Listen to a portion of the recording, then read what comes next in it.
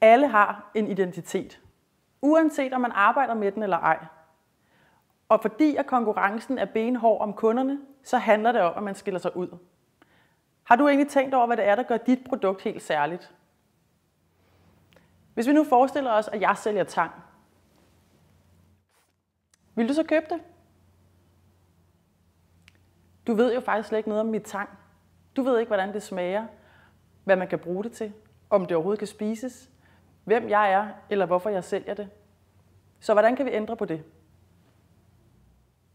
Løsningen, det er at definere din identitet ud fra fortællingen om, hvorfor du gør det, du gør, hvad det er, du gør, og hvordan du gør det. På den måde får du skabt en rød tråd, der gør din identitet klar og tydelig.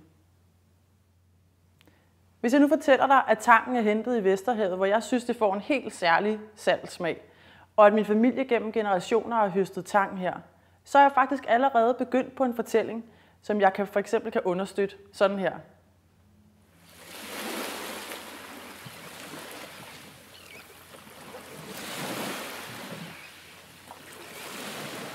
Jeg kan også fortælle dig, at tangs helt særlige saltesmag kan bruges i rigtig mange forskellige produkter.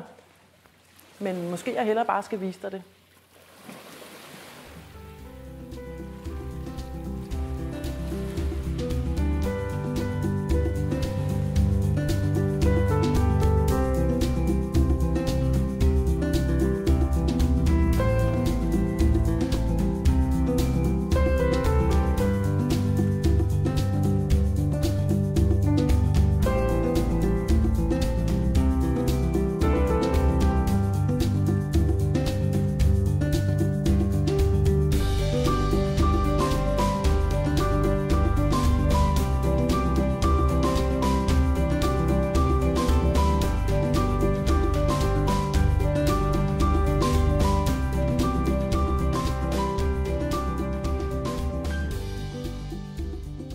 Nu har jeg vist lidt af, hvad fortælling, lyd og billeder kan gøre for mit produkt.